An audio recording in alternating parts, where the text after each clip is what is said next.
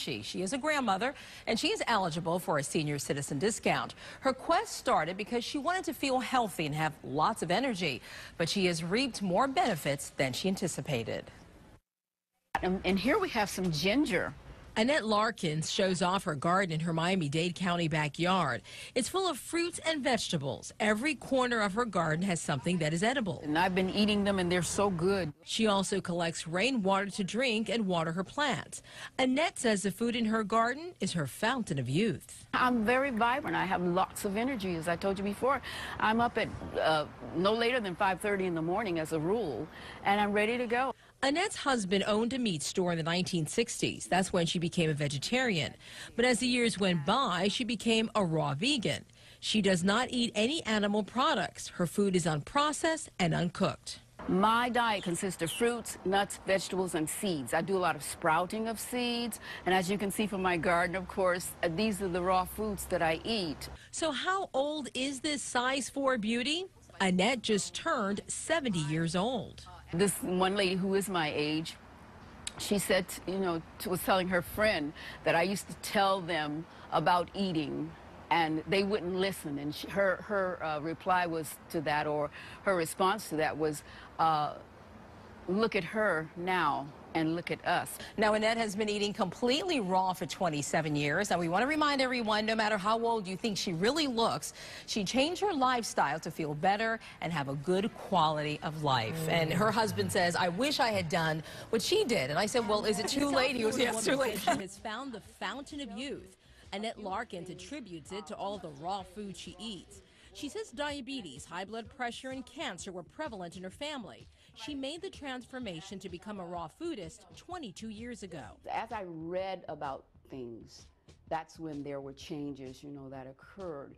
And so the eventuality was that I came across something about raw food. Larkin says she eats raw vegetables, fruits, nuts, and seeds. She also grows her own vegetables depending on the time of year. Through the years, people have commented on her youthful appearance, especially about her small waist and wearing a size 3 or 4. There are times when they think that I'm my husband's daughter, and there are times when they think that I'm my son's girlfriend or wife or sister or whatever, So it's that kind of, those are the kinds of comments that we receive. The mother of twin boys who are now 47 years old says she has found the secret to looking younger and having endless energy. So take a guess. How old do you think she is? Larkin says she is 66 years old. I'm concerned with living, and quality to me is so important, and I think that quality can be achieved at any age.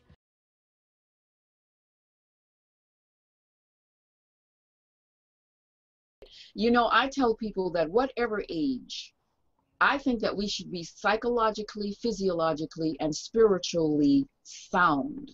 And that is what I'm shooting for. That is what I have. That's how I've lived my life. And I don't care what age we are. I think that we can last and our faculties can be with us for as long as we are here.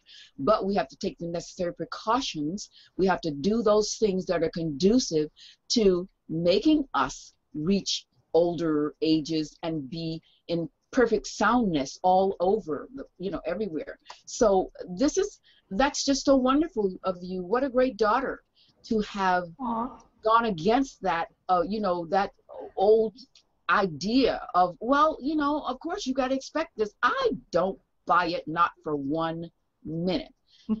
I mean, at 72, I go up and down my spiral staircase until I have achieved. When I go down once and come back up, that's 1 floor.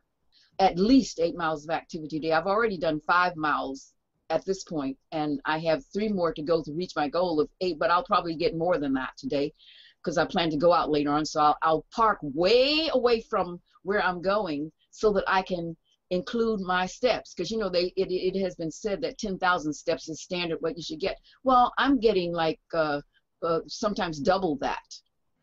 And so, it's just interesting. It's a mindset that we have.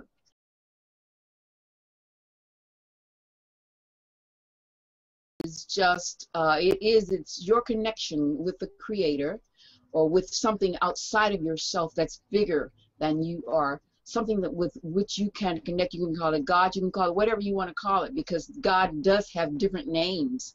And of course, one's background in even religion, you know, depends on from whence one comes. If I were in India, I'd probably be a Buddhist. I mean, they don't have to be in India to be a Buddhist, but it's just like many Christians are in India. But again, it depends on from which one comes. And I think it's very personal. Spirituality to me it's a very personal thing. It's certainly what I feel, how I connect with the universe, my own personal experiences. And religion, forget it. I don't deal with that, because I remember reading back in 1963, I think it was, there were over 253 different religions in the United States alone. I mean, come on, forget all of the isms, the Buddhism, the Hinduism, this, that, that. And in the United States alone, over 253 different religions. I mean, that's enormous. So these are man-made religions. So I don't get into the religious part of it. I don't belong to any denomination, but I do have a spirituality about me. I have a spiritualness about me. I connect with the Creator, and I pray, and I talk about God. You know, but to me, God is all. God is everything. God is the breath we breathe. It's the air. It's the oxygen. It's the everything. The trees, everything. God is everywhere as far as I'm concerned. And I just believe that getting in touch with God on a personal basis is what it is. No one can tell me how to feel. So I don't need a religion to tell me about God. I feel God within. And this is my choice. You know, it's something that is my choice. It's not anything that anybody is putting on me. So whatever an individual feels, that's what they feel. And I don't knock any religion, because it comes to a basic concept, a basic belief. And I think most religions do have about good and evil and all that. So that's anywhere. So it doesn't, you don't have to have a religion to understand the concept of good and evil, and that do unto others as you would have them do unto you. Why can't we just, and to quote Rodney King, why can't we just all get along? I mean, it's like, why not? And why do I have to, why does your religion have to be the right one? So I don't get into the religious part of it. You know, it's just the spiritualness in me that allows me to understand that the universe is ours. You give a call to the universe, and the universe will answer.